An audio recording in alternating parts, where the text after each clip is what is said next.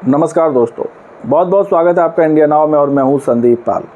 लोकसभा चुनाव के पहले चरण से ठीक 3 दिन पहले पहली बार इंडिया अलायंस की दो अहम सहयोगी पार्टियां कांग्रेस और समाजवादी पार्टी की यूपी में पहली साझा प्रेस कॉन्फ्रेंस हुई। ये प्रेस कॉन्फ्रेंस अखिलेश यादव और राहुल गांधी की थी, जिसमें सपा और कांग्रेस के कई और नेता भी शामिल थे और इस साझा प्रेस कॉन्फ्रेंस का आयोजन किया गया गाज़ियाबाद में। ना लखनऊ में ना दिल्ली में, आयोजन हुआ गाज़ियाबाद में। और इस प्रेस कॉन्फ्रेंस के ज़रिए अखिलेश यादव और राहुल गांधी ने ये बताने की कोशिश की कि इंडिया अलायंस पूरी मजबूती से 2024 का चुनाव लड़ रहा है। कहीं कोई कन्फ्यूज़न नहीं है, कहीं कोई दिक्कत नहीं है, कहीं कोई कठिनाई नहीं है और बीजेपी को हराने का काम करेंगे। अखिलेश यादव ने कहा कि जिस तरह 2014 में बीजेपी आई थी उसी तरह 2024 में चली जाएगी और यूपी वाले बहुत धूमधाम से विदाई करेंगे।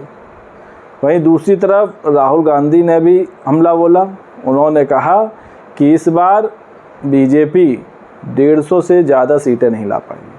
उन्होंने तो ये भी बता दिया कि बीजेपी कितनी सीट जीत पाएगी, ये भी प्रेस कॉन्फ्रेंस में राहुल गांधी ने बताया। इसके अलावा जब पूछा गया राहुल गांधी से कि यूपी में उनको इतनी कम सीटें क्यों मिली, दरअसल यूपी में लोकसभा की 80 सीटें हैं और जो कांग्रेस और सपा मिलकर चुनाव लड़ रही है, जिसमें 62 सीटों पर सपा, 17 सीटों पर राहुल गांधी की कांग्रेस और 1 सीट पर टीएमसी है। इस सवाल पर राहुल गांधी ने कहा कि इस बार उन्होंने दिल खोल कर सीट शेयर की है। सीट शेयरिंग में उन्होंने कोई कन्फ्यूज़न नहीं रखा है और बड़ा दिल करके उन्होंने सीट बंटवारा किया। इससे पहले दरअसल इस बात की चर्चा भी हो रही थी कि जहाँ जहाँ कांग्रेस कमज़ोर है जिन स्टेट में, वहाँ उसको अपना दिल बड़ा करके दिखाना होगा, बड़ा दिल दिखाना होगा, तभी संभव है कि सहयोगी दल उनके साथ रहें। हालांकि पश्चिम बंगाल में ऐसा नहीं हो पाया, जिस वजह से ममता बनर्जी अकेले दम पर वहाँ चुनाव लड़ रही हैं, कहने को गठबंधन में है। लेकिन यूपी में बात बन गई और 17 सीटों पर कांग्रेस राजी हो गई, जिसके चलते सपा और कांग्रेस यहाँ मिलकर चुनाव लड़ रहे हैं। इसके अलावा जब इस पीसी में प्रेस कॉन्फ्रेंस में राहुल गांधी से एक अहम सवाल किया गया अमेठी और रायबरेली से कांग्रेस का प्रत्याशी कौन होगा, क्या राहुल गांधी अमेठी या रायबरेली में किसी एक सीट पर लड़ सकते हैं।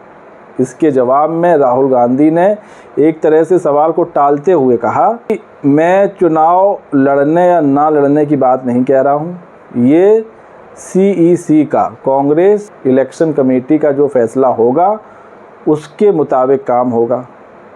इस बारे में जो फैसला वो लेगी वो माना जाएगा।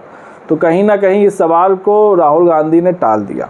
हालांकि चर्चा इस बात की है कि पहले चरण के बाद अमेठी या रायबरेली से कांग्रेस अपने प्रत्याशी का ऐलान कर देगी। बीजेपी ने तो अमेठी में स्मृति ईरानी को उतारा है, हालांकि रायबरेली से अभी भी प्रत्याशी का ऐलान बीजेपी ने भी नहीं किया। वो शायद इस विचार में है कि पहले कांग्रेस अपने प्रत्याशी का ऐलान करे, उस हिसाब से वो अपने प्रत्याशी का ऐलान करें।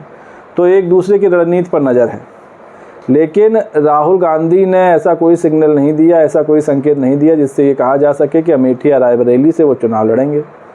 वहीं दूसरी तरफ राहुल गांधी के जीजा और प्रियंका गांधी के पति रॉबर्ट वाड्रा कई बार कह चुके हैं कि वो अमेठी, मुरादाबाद, हरियाणा से लेकर कहीं भी चुनाव लड़ने को तैयार हैं और राजनीति में एंट्री करने को वो काफ़ी उत्सुक भी नज़र आ रहे हैं। उनका कहना है कि अमेठी की जनता चाह रही है कि मैं वहाँ से चुनाव लड़ूँ, ये बयान वो दे चुके हैं।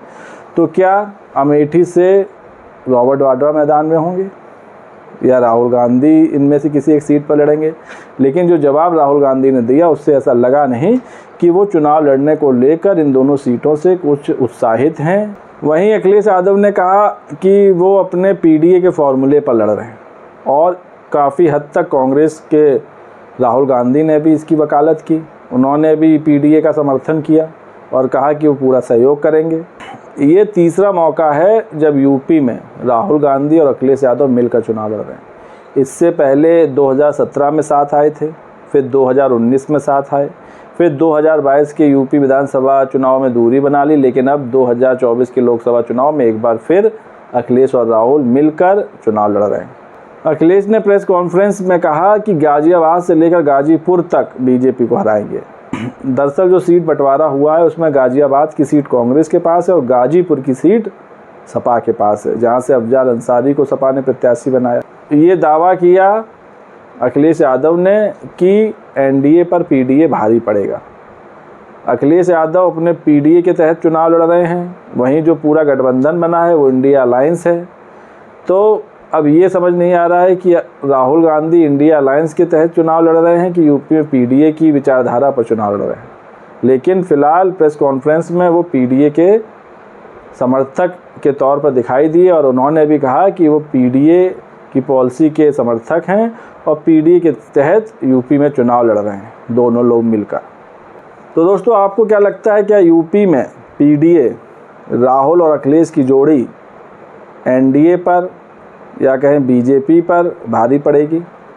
क्या यूपी में एनडीए और पीडीए की जोरदार टक्कर होने वाली है? और क्या एनडीए पर पीडीए भारी पड़ेगा? अपनी राय कमेंट्स करके दें और वीडियो पसंद आया हो तो चैनल को लाइक, शेयर और सब्सक्राइब करना ना भूलें। तब तक के लिए नमस्कार।